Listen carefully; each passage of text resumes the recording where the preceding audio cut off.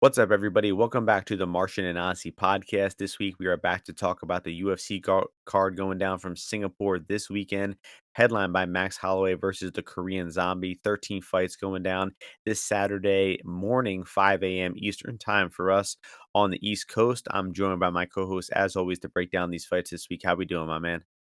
Here we go. Here we go. Last event of August, I guess, right? Last event of August. We're back in Singapore. Let me tell you, last time I think we were overseas. I remember there was a career card, I think, where I got cleaned out. And I was on my Guggaby, like just tremendous losing streak. It was insane. And I was blaming variants left and right. But this week, I'm looking forward to this card. I will be awake at 5 a.m. I will say so. Hit me up if you want me to, host a MMA Twitter, you know, coffee, at 5 a.m. Coffee and fights, cages and coffee. There you And go. yeah, we're gonna be up. We're gonna be up. Martian, are you gonna be up 5 a.m.? What's up? Well, what's your plan? What's your We'll game see. plan? Probably, but Mm. I'm not setting the alarm for it days in advance.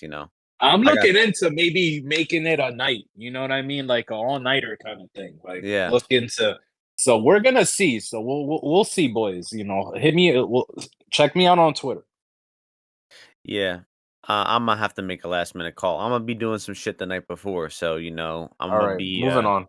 All right. correct. You're not gonna Uh, do it. so last card was pretty bad for me. Very unsuccessful night of bets. Yeah. Lost 5 units. Oof. That was that. Yeah. What about you? Unfortunately, the night ended unfortunate. I was at that point where I didn't know if I was gonna play the money line out the main. I did. He got sniped. Bad decision by him, but great by Sean O'Malley. Overall, though, good night overall for me. I think I won. I don't even know how many units I won, but I think 2, 3 units. So came out ahead. My biggest bet was on that goes the distance and the over in the Blackshear fight, which went over swimmingly. I think that was a really good bet that I was very confident in and then a few others, mixed in there. One thing that I did make a mistake is I didn't get my hollow ball, bet in, but then there was one that I didn't get in that lawsuit, so it kind of evened out. So it is what it is. But I thought that we had some good takes overall. You did mention Zhang decision, and neither of us bet on that one, and that was a mistake for sure. But that fight was horrible. The fact they put Lima in the fight, I mean, well, I don't know what this decision making is. And we got a big fight in women's MMA this weekend. We have Aaron Blanchfield versus Talia Santos. If Aaron Blanchfield loses that fight, boys, we might have to be making a really tough decision on whether to continue breaking down women's MMA fights because they're just so horrible and all of them are so bad at fighting that I don't know if we can continue to do it much longer. So keep that in mind. We got a lot riding on Aaron this weekend. Um, You have a lot writing on yeah. there. Um, but to recap the last card, I mean, only real thing is just Sean O'Malley fucking did it, man. I doubted this guy time and time again, and he keeps, proving me wrong, keeps silencing the doubters and haters like myself. I mean, And you're a hater. You're a hater of everyone. So anytime someone does something like a knockout or a submission, it could be argued that they were silencing the haters. For example, you. usually, yeah, like 70% You of the know. time, 70% of the time. So right. I thought Hollowbutt's finish was sick, and I All lost on the of go the distance, but that shit was I sick. did as well. Yeah, yeah. That was a great transition by him. But that was a we were kind of saying that he was a more dangerous guy. But yeah, that was a good fight. Both of those tough fights were good. Oh, they were great. Yeah, they really were. I mean, I thought it was kind of silly that we those guys had to be cut from the UFC. They had to leave. They had to do this whole show, and then they have to bring them back, and they produce great fights. It's like clearly they should have never left in the first place, but the Yeah, UFC doesn't debatable. know.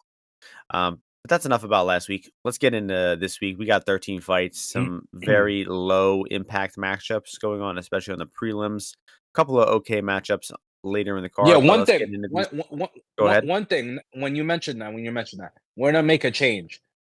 pay-per-view cards, we're starting with the main event. Fight night cards like this one, we're starting from the bottom. New change starting whenever the next pay-per-view is. All right. But let's get Yeah, into the we'll first fight. we'll run we'll run that by the executive producer. We'll be take the suggestions into account. But we're gonna start things off. First fight of the card, featherweight division. Sungwoo Choi, Choi-Errens. Odds for this one: Choi -151, Aaron's +131.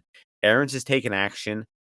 He is a kickboxer who got taken down several times in his last fight versus Gomes. Looked like a pretty bad grappler there. Choi could end up on top here. He has hit some takedowns in his UFC career. Definitely not like a wrestle first type of fighter. I definitely think he wants to, bang it out in the pocket. But he did just come off that war with Trezano where he got dropped multiple times and knocked out there. Pretty wild that Trezano is not in the UFC anymore, and the guy he just knocked out in the fight of the night is in the UFC still. Not sure what that decision's about, but I think this should be a striking fight. Should be pretty high tempo. I do see Choi edging it on the feet and probably having the advantage if it hits the ground too. A lot less travel for Choi, just going from Korea to Singapore. Aaron's, flying around the world from I think the Netherlands is where he's from. So I'll go Choi. Low confidence pick here, but with the line coming in, I definitely think Choi is the side at -150. Interesting. Yeah, so we got Aaron's, he's a Dutch kickboxer. So, I think he should be okay on the I'm not gonna say okay on the I don't think he should be exchanging with Choi too much on the feet. But overall, I feel that Choi, he's just been getting dropped in these fights, and I would think that he just, especially with a guy like Aaron's who doesn't have big power, maybe just looking to, pick his strikes a little bit more, maybe look to use his Muay Thai clinch, maybe some wrestling, given that this guy was obviously taken down by Gomes, who Gomes isn't like a dynamic grappler by any stretch. But I do think Choi is going to win this fight, but I also think this fight is going to go over and is going to go the distance. And I like Choi by decision. So that is, I think, gonna pop at most books over plus 230. So I'm seeing like a plus 240. So I like the over, goes the distance, Choi by decision, and hopefully we start off very nicely with the first fight of the night. Yeah, I do think that angle is pretty solid. You said over 2.5. I mean, it's -110. Did you say, what'd you say -230 for? No, plus 230. I mean for Oh. Choi decision. Choi Oh, decision. yeah, I see 250 bet online. That is good, because the thing about Aaron's is once he gets taken out, he just goes full guard and he lays there the entire time. Gomes, like, he didn't try to get up at all, and Gomes doesn't even have a top game, so, you're probably on the right track there. Well, he's a good guy for sweaty overs too, because he might get dropped, bro. But this guy, he looks both ways, and then he's like dazed, and then he gets right back up. So I remember, yeah, we hit on the Coolie Bow one together a few fights back. Next fight is going to be in the women's flyweight division, Na Liang versus JJ Aldrich. Odds to this one have Aldrich -555, Liang +405. Now, I was talking shit on women's MMA earlier, but this is the type of women's MMA fight I actually enjoy. Na Liang only knows one gear, and that's horsepower. And she is taking on Aldrich, who is pretty much the opposite of that. She's like hybrid energy. Your turn to start this one off here. yeah, we got the Ronald Weasley of MMA, JJ Aldrich. Not a very interesting fight. I do feel that obviously JJ has a lot of advantages, in this fight. I don't know what ends by submission is going to be. I don't really see prop prices for this fight, but I would be interested in this fight to end by submission just because if Na Liang wins, I think a submission is like, I mean, a good, probably something that she's gonna be looking to do. And JJ, she's pretty strong. She should be stronger than this than Na Liang. He could have a wrestling advantage, should get on top of her, maybe goes for a submission later on. Or gets the guillotine, flips the tables from when she got caught by Aaron, and now she brings that move into her arsenal. So whenever that pops, we'll maybe look at that. This is gonna be Aldrich. I know some people got roped in by the quote unquote value on Liang plus 700. But I mean, she's a complete role play fighter, man. All the women that she's beat have been total unknown bums who she's quickly submitting. And you can clearly see that she really has no idea what she's doing in the cage. Truthfully, no idea. And if you look at her record, every woman's name you recognize on it. Shakarova, that woman who fought Murphy, lost. Juliana Vasquez from Bellator, lost. Agapova, lost. That Chinese woman that Karina Silva beat, lost. Carnelossi, lost. Juarez, lost. And then you Wow, look at she's only fight sons. no, but if Wow. you look at all the wins, nobody recognizes a single one of these women's names Right. because they're all unknown bums from China, who no one's ever heard of. So Liang Basically, has Liang was even a jobber in China, basically. yes, Even yes. there, she was a She was the jobber. squash match, yeah, Yes. and she has no MMA skill. And even though Aldrich just came off of laying an egg as a big favorite, she's gonna win here, guys. Um, Aldrich, better striker, solid takedown defense. Even if she gets taken down, I don't think that she'll be in much danger. I mean, guys, she just stuffed all of Jillian Robertson's takedowns not that long ago, and clearly beat her 30-27 in that fight. So, what the hell is Na Liang gonna do to her? Truthfully, should be a fun fight though. And the over is like plus money. You have a women's over. I mean, I know Liang got killed in her first few fights, but I don't know. Who the I'm fuck telling knows you, about it's the gonna be this fight will end with a submission. really? That's yeah, Hmm. I wouldn't put it Watch. past them.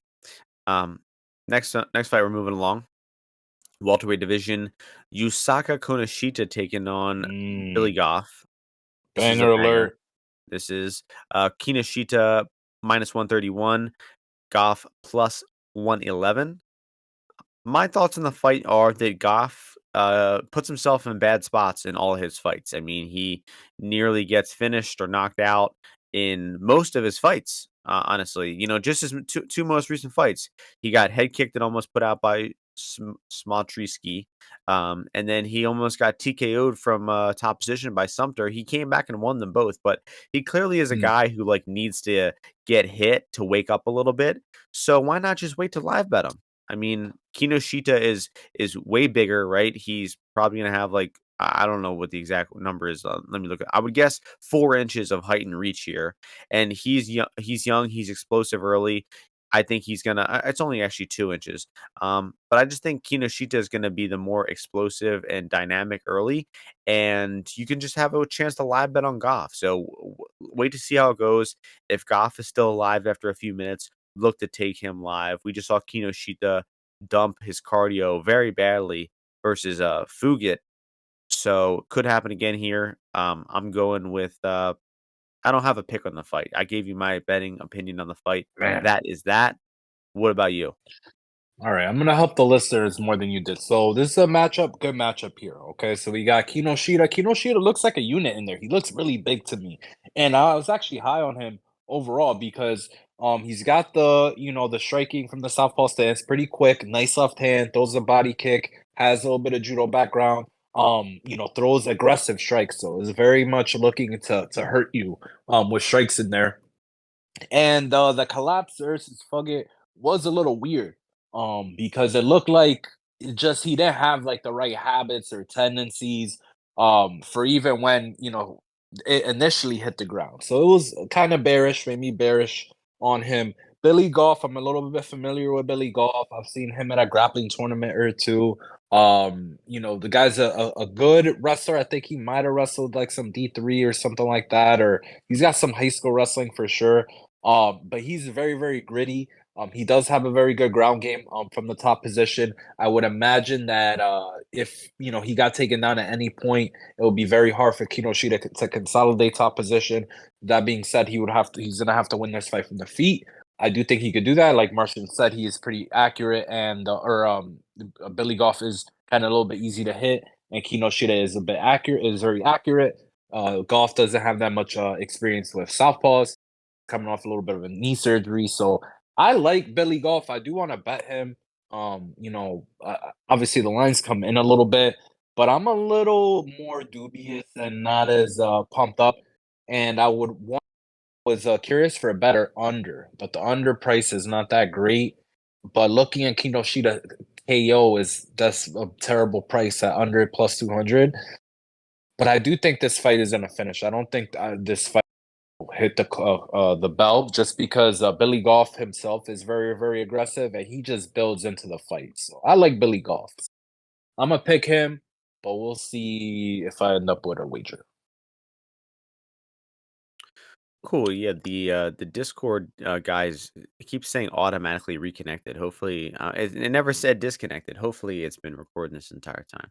Um, we're gonna move along to stay in the welterweight division.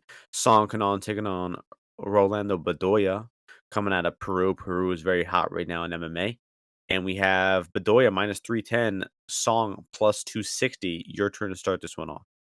Here we go. Here we got a battle that I'm interested to see. Welterweight. I mean, I didn't really expect to see Bedoya honestly against anyone that he fought him to be this big of a favorite. So it's a little interesting to me, given that Song Kenan obviously is Asian, he's from that side of the world, and Bedoya just in his fight, he wasn't that refined. I felt like at a certain point he was just like finding the timing of like those big ass wide shots that Chaos is throwing, and he was like kind of comfortably dancing between the raindrops. And he was like, "Oh, like all I gotta do when this guy's punching is like turn a little bit to the left, turn a little bit to the right, and his hooks are gonna miss me."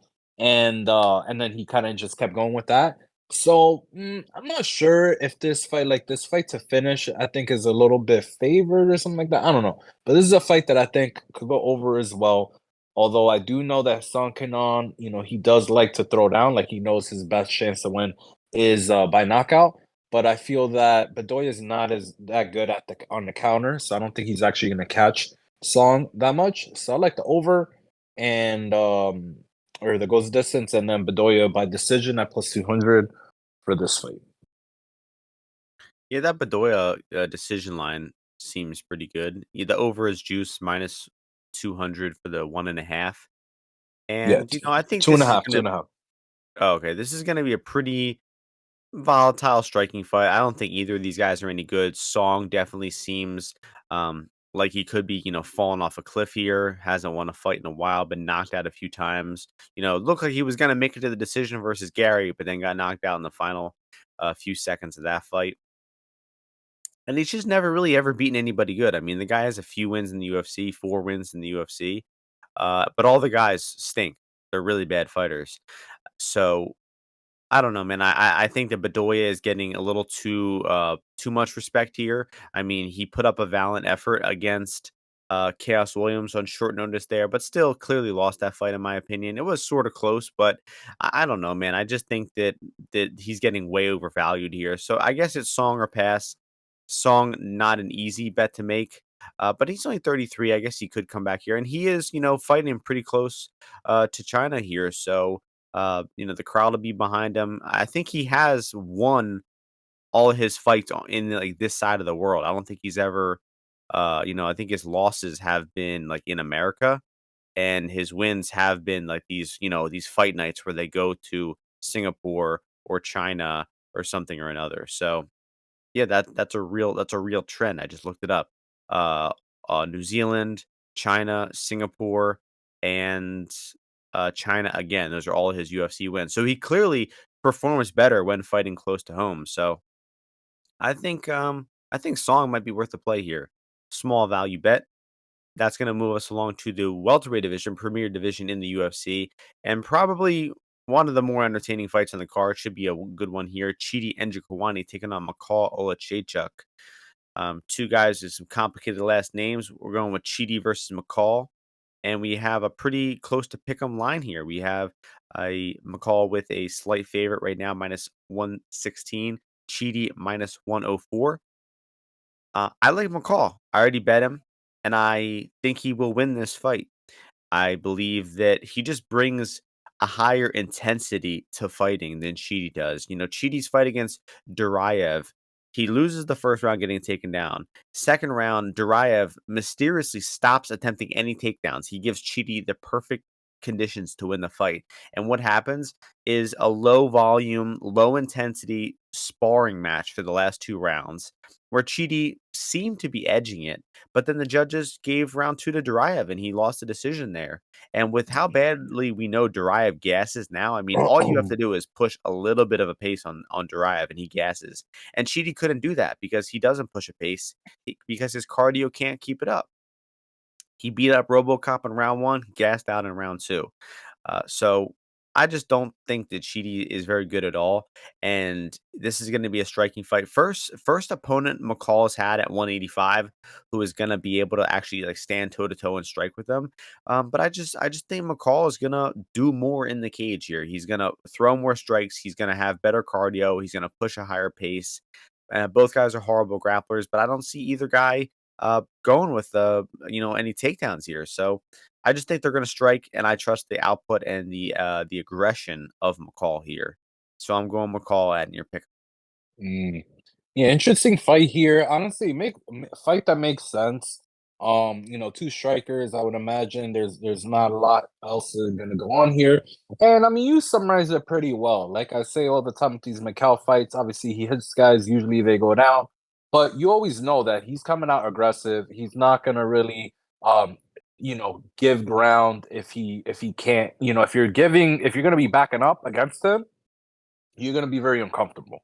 So if you're not going to fight for that space or that positioning in the cage, usually it's probably going to go bad for you. Now, Chidi is a Muay Thai striker, so maybe he can put some knees up the middle, front kicks, use the Thai clinch to cover up some of the strikes as Mikal's coming in. But I like him a lot. I think this guy's a good fighter. He's I think continued to work on his MMA game over the years, right? He's been in the UFC for a super long time now, 5-6 years now. And getting him at Pick'em, I usually always want to bet Mikal if I could get him at Pick'em. With these fights, and Chitty, he's just not that special of a fighter. So I think I'm gonna go with Macau, and then I'm gonna look on the prop side of things as well here to see if I should pair it with any prop. But yeah, so I'm definitely looking at McCall. We'll see how big of a play. But I liked him even when it was like minus 125, minus 120. So now it's getting close to even. So I like that a lot. Nice, we're on the same page in the Premier Division. Going down to the Bantamweight division, Toshomi Kazama Mm. taking on Garrett Armfield here. Should be a grappler's delight here. The odds for this one, Armfield minus 155, Kazama plus 135. Your turn to start this one off. Yeah, so Garrett Armfield, I'm familiar with him, but obviously in the last like year or the last bit, he hasn't fought all that much. I think apart from the Onama fight before that, like he was having a few fights, but he hasn't really been all that active. And now he's going down to 135 again here, which he hasn't fought at. I guess he fought at it I guess last year he did fight at 135, but he's not really gone deep into a fight in a while at 135 over 2 years. And he didn't even make weight for that fight. So I don't really like that for him overall. Kazama, he might be the new Ronnie Yahya. He just, real ugly looking, real kind of looking like Smeagol from Lord of the Rings. And he's just always looking to grab onto you, and he's freaking, crawling all over the fucking floor, reaching out, butt scooting. But this guy's got some nice kind of like Russian ties, judo moves. Takes the back really well, and I think has a submission game he's going to continue to develop. So I think he's more dangerous there. Garrett Armfield on the feet has some pretty good boxing, but he's gassed before, like against Mateo Vogel, who I think fights at Contender Series this coming week. He Yes. gassed after throwing him a vicious beating in the first round. And I just think at 135 he's might tire out here. So I'm not very enthusiastic about him. I do see why some people like him, but I feel that okay match fight. I probably lean towards the underdog though, Kazama. Yeah, I don't have very high confidence here. Kazama, all of his wins are him just barreling through guys who don't really have much resistance. And I don't think the Nakamura fight really means too much here. It's a completely different fight, and Nakamura is a terror. We're gonna get to him in a little bit, but I'm gonna go with Armfield here because I see the fight being a grappling fight, and I just got to go with the North American grappler here. I trust him a lot more. Pretty good amateur career. uh, and hasn't really done too much exciting, in his pro career. But he's fought in some good promotions, some bad promotions. I don't know. I don't have much of a read here, except I'm going with Garrett Armfield. I'll go with by decision. Could be sub, but I think the price is about accurate. If anything, it's favorite or passier. Um, but Ozzy's showing his allegiance to the Japanese. He's always been a big backer of the Japanese. That's right. That's Speaks a right. li- speaks a little. Has some geishas. So no surprise there. Moving up to guys that weigh double the last fight. We're going with Waldo Cortez Acosta taking on Lucas Brzezki, another Let's go. Aussie alliance here. And this line has Waldo at minus 224, Brzezki plus 189. Another fight I've made a bet on. It is a 1 unit bet on Lucas Brzezki. This is gonna be Ooh. conflicting for Ozzy here because Ozzy, he's a big Waldo guy. He's a big Where's Waldo guy. As a kid, he loved the books. Like those books could entertain him for hours. Um, but Brzezki arguably beat Martin Budai, who Ozzy has acknowledged as the future of the heavyweight division. Absolutely. Brzezki gave him his toughest fight. Had a very good case for winning that decision. Definitely won the first round, probably won the second round, and then lost the third round. But still, a good showing from him there. To me, this fight is just going to be a competitive striking fight. Both these guys are terrible once they get taken down, but they're also super unlikely to attempt takedowns on each other. So I think if they're going to strike, Waldo gives up easy leg kicks, doesn't really have too much defense. He definitely has, I'd say, probably the better boxing of the two. But Brzezki, in that Budai fight, man, he threw a shitload of strikes. And I know that Brzezki just looked horrible and gassed out versus Carl Williams, but that's a wrestler, and he looked horrible in that fight, just like Acosta looked horrible against Lima. So these guys are going to stand right in front of each other. They're going to trade the entire time. And I think that you got to take the plus 200 on that. It's heavyweight, high volume, low defense striking fight.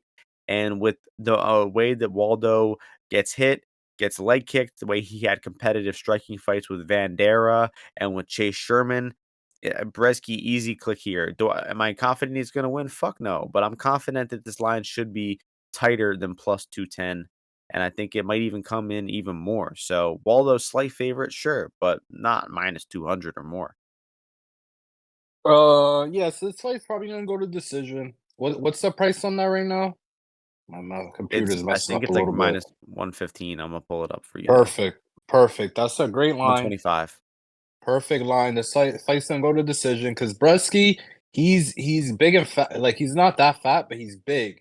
And what he starts doing when you start hitting him, he like covers up some of the punches that you throw at him. So I feel like Waldo is gonna probably have a hard time finding the kill shot. It's not gonna be as easy for him to hit Bresky as it was, Vendera and and fucking Chase Sherman, which some people literally bet. There's some people who have bet against Waldo Acosta in all those fights, and other than the Lima fight has been looking poor, and it doesn't look poor here. At the end of the night, Well, Waldo Vandera Acosta was value. no, he wasn't. At the end of the night, Waldo is gonna beat this guy. He's gonna be hitting him with the jab. The Bresky, his leg kicks aren't even good. His leg kicks are terrible. And what's gonna happen is that he's gonna start getting countered so hard. We've already established so Waldo, right? He gets leg kicked, but the guy fights like just goes through all the leg kicks. So you have to be a good leg kicker, and the guy's obviously not. So Waldo's gonna beat this dude up, tag him up, third round, probably knockout. So maybe Waldo 3 or by decision, but the fight will go to the distance. I am confident in this. I don't know. I mean, but don't you see it being if it goes the distance, isn't it gonna be No, because they're just like punching each no, other in the face the entire time no, at it's the gonna be because no, it's gonna be because Waldo is just killing him. Nah. By the way, Vandera was certifiably value against Waldo. He Yeah. won the second round, and the third round was a toss up Interesting. according to MMA decisions as well. So Oh that yeah, fucking proves it. That fully proves it. right. So Let me know when uh, they fight again. We'll get the next the line, yeah, permutation. The yeah, that's next true. permutation. That is good to know. But one thing you did say, which is right, is Waldo in round 3 should have the advantage here. So whatever Waldo's Waldo gonna kill round this guy, bro. You see nah, Waldo's he training didn't he routine, didn't bro. he didn't kill he didn't kill Chase You Sherman, the see, most killable guy ever. you see what Waldo's training routine is? Bro, this guy couldn't even kill Dylan Potter, bro. Shut up. Waldo's gonna murder him. I didn't say he was gonna kill him. I didn't All say he right, was gonna kill well, him. Waldo, all right. bro, wait, hold on 1 sec though. What? Plus What? 125 for Waldo Yeah. decision, plus 500 for Brzseki decision. That's fucking stupid.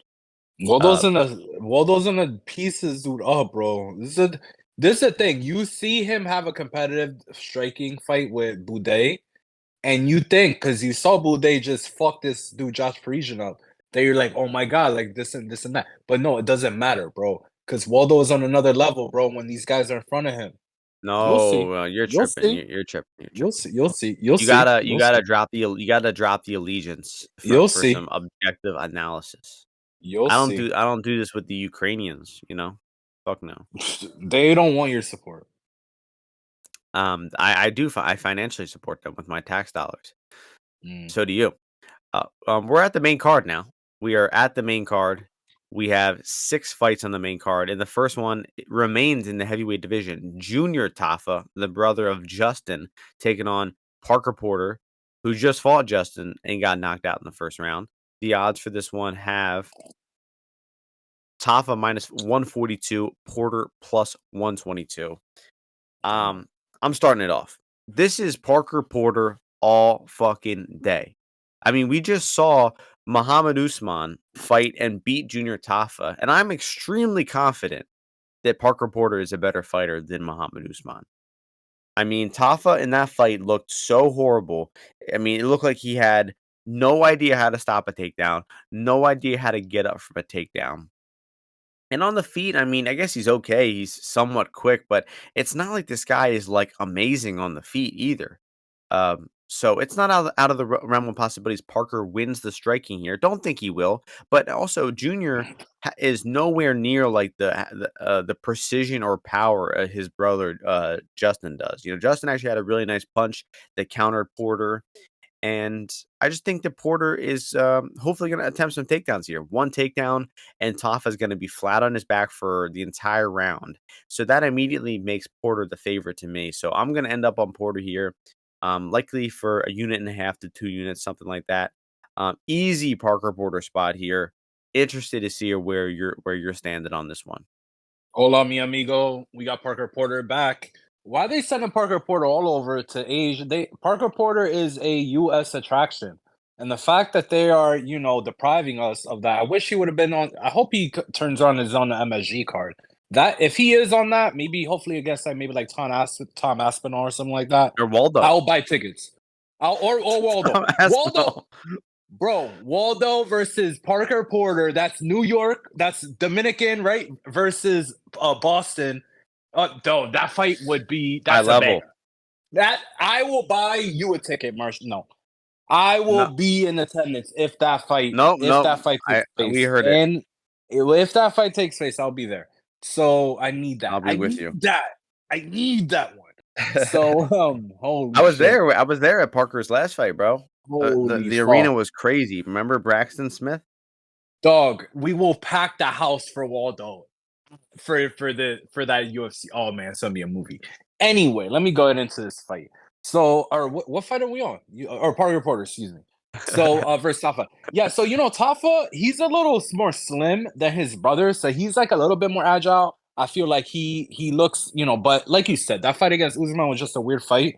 But I like Parker Porter. Parker Porter, he's the boy. He's well rounded. I think that last time, hopefully, he learned from the jet lag and the difference, in coming here. When was that fight? He was on that fight was in February, right? Yeah, so he's had plenty of time to recover from that. I thought that knockout, it was like a one shot, 1-2 as well. So it's like little bro can't hit as hard as big bro. He really isn't as big of a hitter. Maybe a little more technical, maybe a little quicker, faster with the strike selection. So it's a volatile fight. It's a heavyweight fucking fight. But I definitely lean towards Parker Porter. I have no wagers currently though. Hell yeah. Hell yeah. I just Work. don't see how Usman who wasn't even particularly known for getting takedowns, got takedowns and was just easily laying on top of this guy. I feel What good you about should do, Porter. Martian, is just parlay Waldo and Porter together, and you will have your ticket money in spades for UFC MSG. No, no, no. Easily. Easily. Like that's how The this shit works. the last UFC event, it's fun to go to, like, the event as a whole, but watching the fights in person is just way less optimal than watching on TV. For sure. So, I don't know, I didn't, I love hanging out with my boy Coco, but at the last UFC, like, I watched the Cejudo Aljo fight again, and I Hmm. was like, "Dude, on TV, this Yeah. fight was way cooler than it was in person." In Yeah, person, it's you in person you had a 5-0 for Henry. exactly. In person, it was just like, "Oh, who lands the takedown wins the round," because you couldn't fucking see anything else. Like, even when you're watching on the screen, like, it's just you can't follow the intricacies of the fight while watching it like that. I don't know. 5-0 Cejudo is crazy. Yeah, we're up to 5-0 Rose over, Carla. We're next in the women's division. We got a lot riding on this fight. Women's flyweight, uh, Northeast's own, New Jersey's own Oh, Erin oh, Blanchfield. oh. Talia Santos is the opponent. The odds for this one, Erin favored -142. Talia underdog +122. This fight was supposed to happen a few months ago. I'm pretty sure the line was basically flipped. I'm pretty sure Aaron was +125 when it was supposed to be a main event. And Mm. now we know a little bit more about Aaron. Santos sat on the shelf a little bit longer. Now the line's flipped in a shorter fight. So go ahead and give your Wow. thoughts on the fight and especially what I just said about that. Excellent context, Martian. This is what people come to the podcast for nice anecdotes like that about prior lines, historical matchups, maybe a fight that did not take place, and everything surrounding it. So great job teeing me up right here. So we got Aaron Blanchfield, who terrific fighter, very well rounded, jiu-jitsu black belt under Renzo Gracie via Silver Fox. I forget the guy's name, but that's his nickname, Silver Fox. And she's been blending in her wrestling. She's been working on the wrestling a lot. She's been working with a lot of female fighters here on the East Coast as well, and you've seen it pay off in her fights. She's improved literally every aspect of her game, from the wrestling to the wrestling, entries, to her striking, her kickboxing, to even now like her finishing and stuff like that, where she got the Kimura obviously over Molly, finished Jessica, etc., etc. So this is gonna be a super tough test though, because Talia Santos, even though she's a black belt and all these kinds of things, she's kind of like those old school black belts. They're not that spectacular and not really gonna do some stuff like that. But they'll like stall you out, or like they'll score points or win in like the non-exciting positions that that just like older like veteran fighters do. Now she is a 93 kid. She's very experienced. She's 30. She's a unit. She's got good hips as well. And she's strong. So I feel that, Aaron, this fight is probably going to be pretty close overall. I don't think Talia Santos has bad cardio, but I also don't think that she's really going to get submitted here. I think she's going to be very wiry, very, squirmy on positions. Like, yeah, I think it's going to be hard basically for Aaron to keep her on the ground, even if she does get her takedown. So I'm not interested in really laying the juice here on Aaron, but I am interested in this Aaron by decision line. So I'm going to try and find the best by decision line I could find. Even though I do see a path, maybe I do like I don't want the submission line. Basically, I kind of want to fade Aaron by submission. I can see her like doing some stuff where she like starts landing a lot of ground and pound and stuff like that. But I just don't like the Sarah Alpar fight. The fact that like she never really locked the submission there for me was a little, I didn't like seeing that. Because I do notice sometimes in some of these female fights that I see, even though they finish by submission often, sometimes like when there's definitely a strength disadvantage, sometimes it's hard for the girl to like really cap off the submission. So I kind of want to fade Aaron by submission, but I do like her to win this fight overall. So I like maybe like a KO decision line, or maybe only by decision or something like that. But yeah, those are my overall thoughts on the fight. Yeah, I don't have too much of thoughts on like the method of victory for Aaron here. whether it's going to be, sub or decision, KO is slightly possible, obviously, but I lean, obviously, it's going to be decision. So Ozzy's definitely onto something there. And I might have to go back and rewatch some more fights here, like especially the Jillian Robertson fight. I think would be the most relevant of all.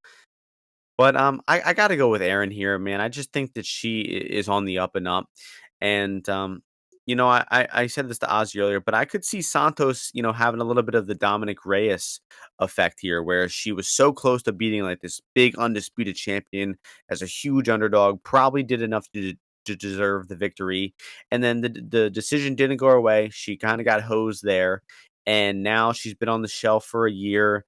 Maybe had an injury she had to pull out of. Yeah, she pulled out. Oh no, it was visa issues apparently. Some, personal stuff in her life going on as well. And I just think that, that was Santos's time. That was her shot to beat Shevchenko. She fell short.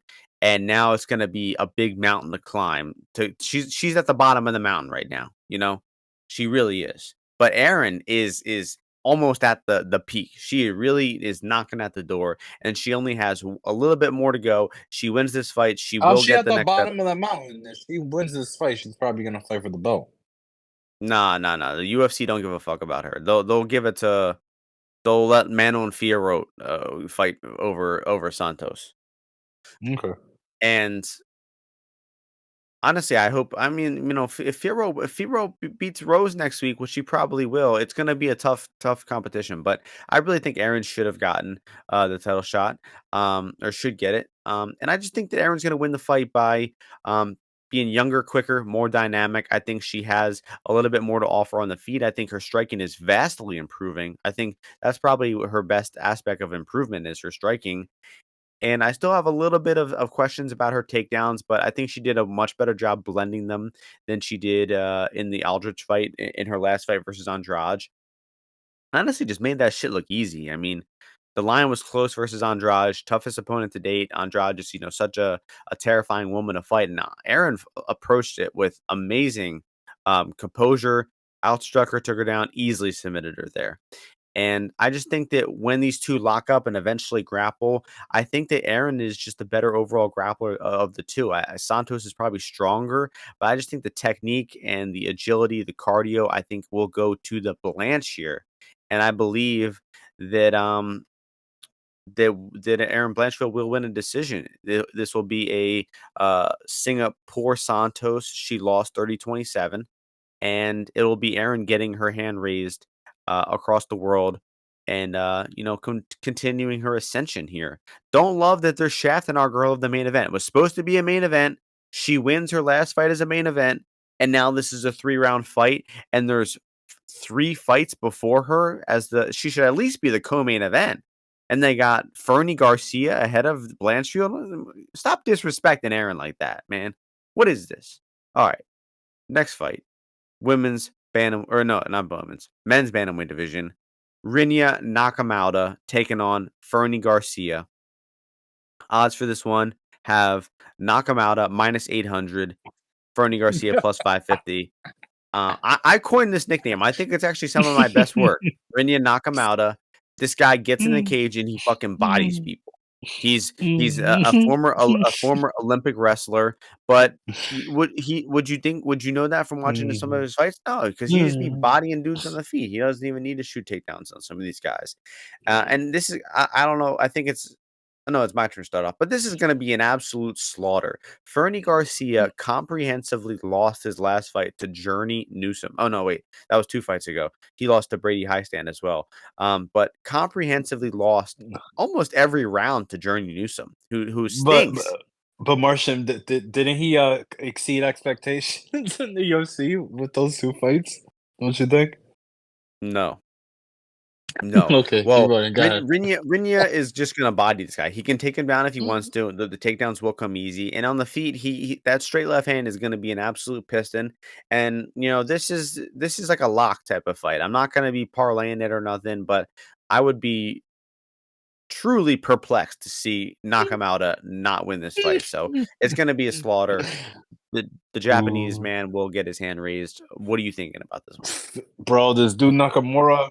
when you see an athlete, bro, and this guy's a fucking athlete. I wouldn't want to sign on a dotted line, to fight this guy. And you saw that little clip about like MMA managers, blah blah blah, like them saying, "Hey, this guy will take it for less," yada yada yada. Man, whoever's managing Fernie Garcia, bro, they're selling him out, bro. They don't give a fuck about that dude.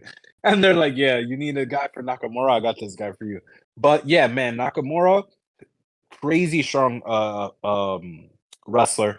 I think it was like he got like silver in the under 23, world championships or some shit like that. And for context, just so like listeners know and stuff like that, and like people in general, is basically Japan is like third after the USA and Russia in terms of wrestling and stuff like that. But then also, guys, follow me right here. Think about Japan and think about Japanese wrestlers.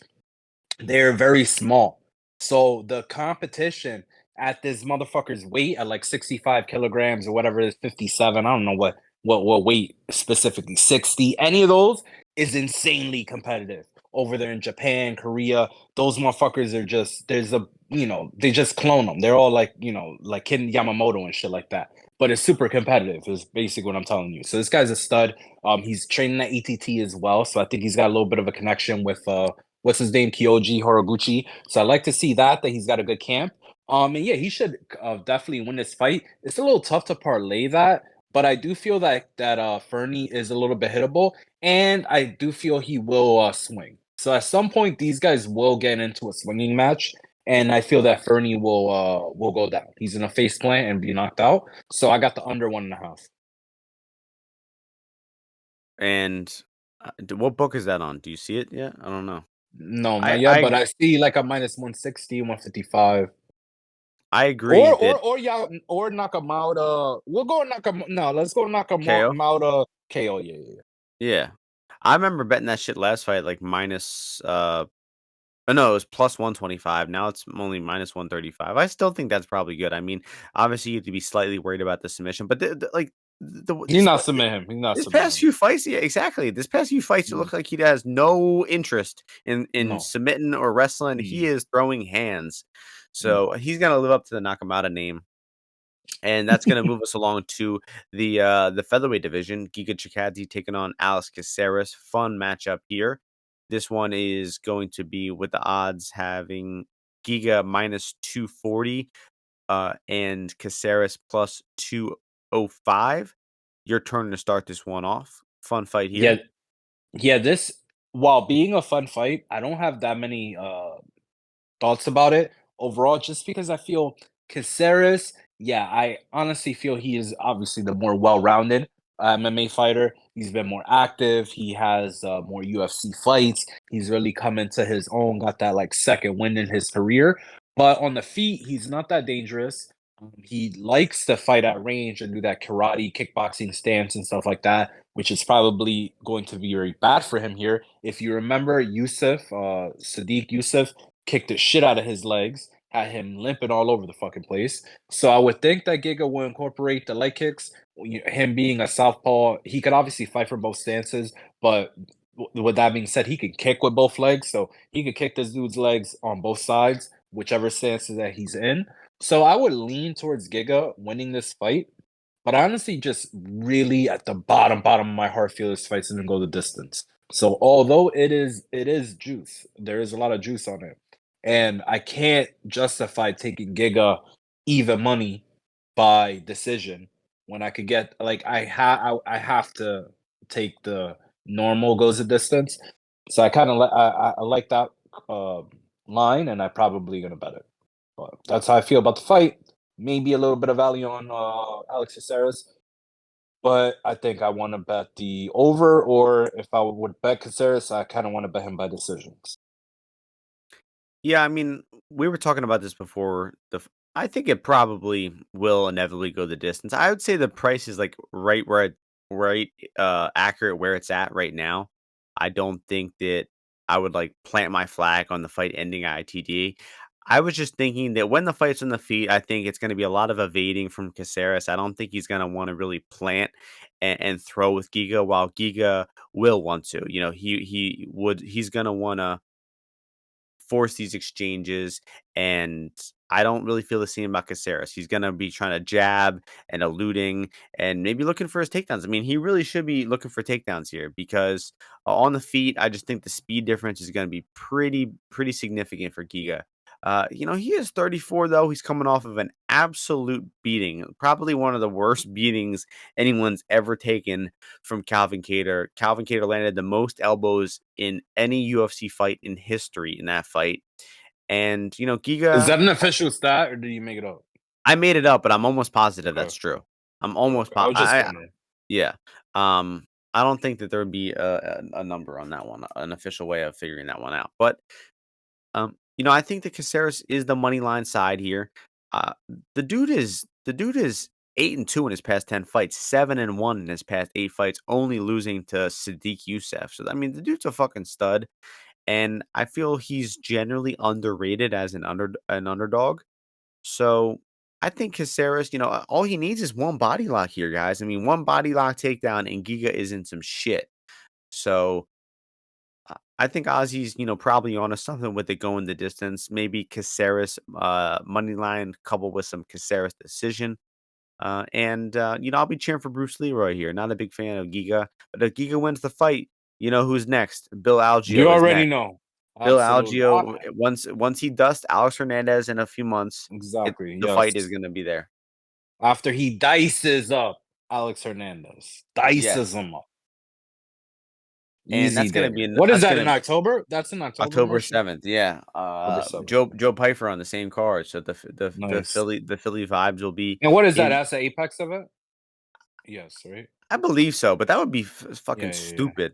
Like to have Joe Body Bags Pyfer, the most popular fighter in UFC history, as an Apex card. That would be stupid. But Word. next fight, co-main event, a rematch that we literally just saw this fight less than 2 years ago. You would never think that they'd be booking a rematch. The man with 18 losses in pro MMA, Anthony Smith, taking on Ryan Spann. And we have the odds of this one. Spann favored -127, Smith +107 on the underdog. Just how you like that context earlier, Ozzy, I'm going to give you some more context to this fight. The first Please. fight took place 23 months ago, Mm. and Anthony Smith dropped Ryan Spann on the feet 2 times. He then submitted him with a triangle choke in, I Rear believe, the naked choke. third minute. It was? Oh, yeah, Yeah. you're right. It was. It was. I was thinking of Devin Clark. He triangle choked. Different guy. Different Four black mi- guy. 4 minutes in that fight, and dropped twice, submitted in 4 minutes. Now he is the underdog. Now that doesn't make any sense when you think about it right off the bat. It makes a little bit of sense when you think about how horrible Anthony Smith has looked in his past 2 fights. One fight, the Magomed Ankalaev fight, don't really cut him too much. I actually opposite. I cut him a lot of slack there. I don't think you can really take too much from that fight. He broke his foot or something in that fight. Conor McGregor would tell you that he didn't actually break his foot. And then the Johnny Walker fight, I mean, he looked dreadful there and got dominated. But to me, it didn't even look like he got going in that fight. It looked like from the first minute of the fight, he was deflated and he was done. So I just think that with Ryan Spann being such a fucking quitter, I mean, the way the speed in which he tapped out to Nikita Krylov in that last fight, just he was done right away. He had no fight in him. It's like the second the fight starts going bad for Spann, the second he gets put in a submission, he is looking to end the fight as soon as possible. So I don't think Spann is any good at anything. I think that even though Anthony Smith has looked horrible lately, I still think it's pretty ridiculous that he's the underdog here. But what I'm going to say is, which might sound contradictory to what I've been saying for the past 2 minutes, but I won't be betting Smith here because how much meat on the bone really is there here? Like, Pause. do you really Pause. think that Anthony Smith is gonna come out dominate and make the fight look just as easy as the first fight? I don't think so. I think that he should probably be favored here, but the way he's looked lately, man, fucking 18 losses in pro MMA. He's on the commentary desk. He's kind of got one foot out the door. We saw which is what happened with Michael Chiesa. I know Smith sucks. I know he's a quitter. I know he's a bum, but I don't know, man. I can't get myself to actually click the Anthony Smith bet here. Spann. You mean Spann's a quitter and a bum? Yeah, yeah. I think I said that. Maybe I No, mistook you the said names. Smith. But yeah, I mean Smith isn't a quitter. He is a bum, but he's not a quitter, which might be good enough to win the fight here. So I'll pick Smith. I'm interested to hear your thoughts on this one. What a fight here! What a fight! Amazing. What a fight. Amazing breakdown. They knew when they booked it knowing that you would have to break this down, Martian. And you really gave a good breakdown right there. Thank you. And really took us back. How many months did you say it was since their last fight? 23. 23. So wow, feels like yesterday. So 23 months. And then since that time, Anthony Smith has continued to be Anthony Smith, and Ryan Spann has continued to be Ryan Spann. And when I say that, that makes you think, wow. So Ozzy, what you're telling us is that since Anthony Smith was the favorite, now he's the underdog, we should bet him. But no, because Anthony Smith, you cannot be losing money on Anthony Smith at 10 a.m. on a Saturday morning, right? Usually, that used to be my problem was, which cartoons I'll pick watching, 10 a.m. on a Saturday, and it's not gonna be, go from that to let me bet on Anthony Smith. And the reason is Anthony Smith and his losses just looks too horrible for me. And it's not a horrible from, skills or like how the fight is going. It's from weird ranges of effort. You got fights like he has when, he puts on the theatrics against Jimmy Crute, right? When his leg gets messed up and he's like acting, oh, I want to keep fighting, I want to keep fighting. And then he's against Johnny Walker, he's telling him to get out of his house and all this fucking stupid bullshit. And he's just not a guy that you could trust, that you could bet to win an MMA fight. Does he have the cleaner boxing? Yeah. But you know what? He doesn't really have good defense. He really doesn't. Because when he does actually look to go first and not counter, that's when he usually gets clipped. Now I'm not gonna blame anyone. If they want to, bet him at plus 125, anything like that, but it's just a frustrating fighter, a guy who's definitely on a decline. And although Ryan Spann lost his last fight, Nikita Krylov is what Anthony Smith Him. is not, honestly. He's him. And he's a, well-rounded fighter, but that has a killer instinct and that had never would let a guy break into his house and leave him with PTSD ever. Nikita would have killed that guy, hook, line, and Mhm. sinker, right? As you would And say, right, enjoyed it. Martian? And enjoyed it, bro. Fucking got his wife to fucking film that shit. So yeah, I got Ryan Spann to win. Nice. I have no pick in the fight. I don't do picks anymore. I'm retired. And that's going to bring us to the main event. And this will be Chan Sung Jung, the Korean Zombies. I think like 11th main event in a row. I think 11 years in a row since his last 3-round fight. He is just a main event fighter. Yeah, 2011 was his last 3-round fight, and it lasted 7 seconds. So he is taking on Max Holloway here. The best is blessed. The second best is blessed. And Max Holloway is just a certified OG, one of the greatest fighters ever, one of the most beloved fighters ever.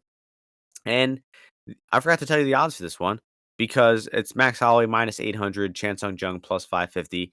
I mean, Max isn't going to lose this fight. I really think, again, sort of with the Rinya fight, this is like a lock situation. Obviously, the odds reflect that. I just see no fathomable way that Chan Sung Jung wins this fight. What is he going to do? Knock out Max Holloway? No, no fucking shot. Max Holloway, one of the most durable fighters ever. What is he going to do? Take down Max Holloway? Highly, highly doubt it.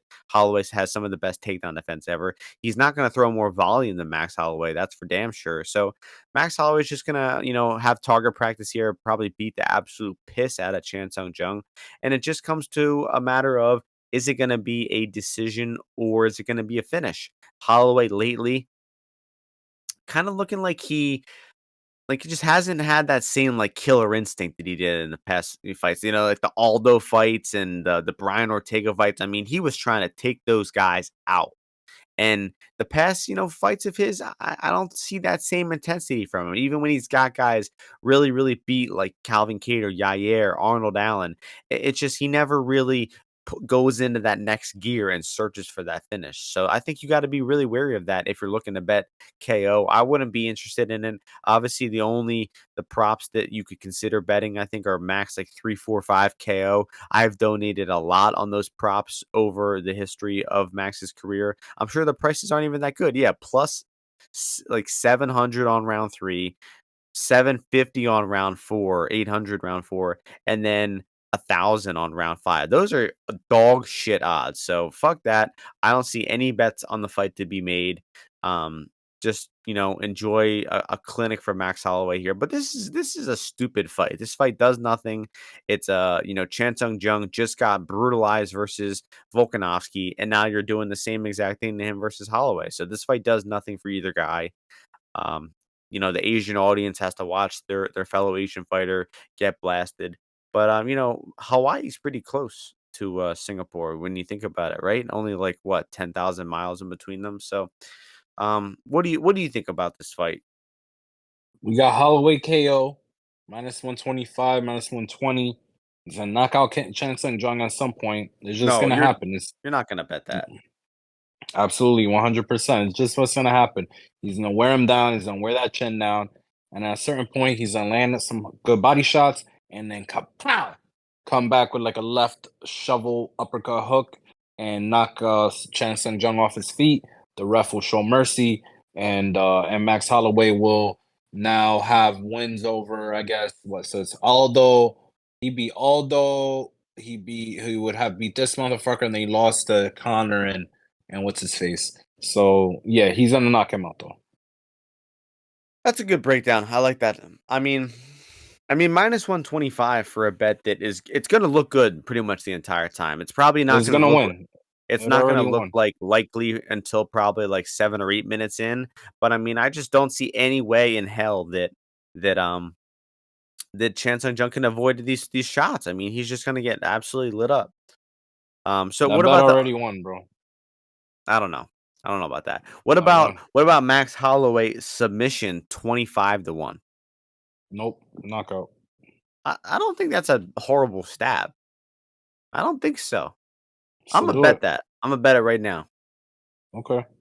Um, but that takes us to the end of the podcast, which means we have to do the segment, everybody's favorite segment, the FMK segment. I haven't thought about which um lines I'm going to use yet, but I'm thinking of them right now. So I hope you're doing the same. I'm ready. Yeah, sure. I'm ready. Okay, okay. I got my three for you. Ready? All right, go ahead. Okay. I will give you number one, Sung Woo Choi -151. Mm-hmm. Next fight, Waldo Cortez Acosta -225 money Mm. line.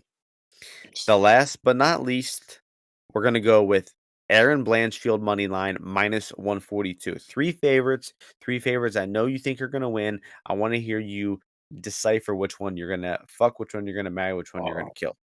damn, bro. That's fucking stupid. And real quick, Um, before you say you're gonna fuck Aaron Blanchfield, just know my man Joey Coco is listening to this shit right now, and that's his girl. So watch okay. your mouth. I'm trembling. Trembolone. So my yeah, so how I'm gonna break this down here is, we're trying to profit here. So I'm gonna fuck Aaron Blanchfield, Oh my actually. god. Now, I don't wanna go, Who could blame you? long-term commitment on women's MMA juice, so I'm gonna, hit it and quit it. So I got Mm, her. Then that's tight. I'm marrying my boy with the nice skin, nice tan, chiseled, Sungwoo Choi at -151. I do think that will get me the best investment, for in my marriage, giving away my papers. And then I'm gonna have to kill my boy Waldo Cortez Acosta, Mm, you know. Sinister move by you. damn. And but he could make it on his own. This guy's, he's resilient. He's all the way here from Dominican Republic. He's been a pro boxer and a pro MMA fighter. So what can't this guy go professional in? So he's gonna get this shit done. I like it. I would probably m marry Yeah, no, it Blanche. doesn't matter. It doesn't matter. All That's right, true. It so does not. you got about here you go, Martian. So we got Billy Golf for you. plus 114. I got Alex Caceres plus 205 for you.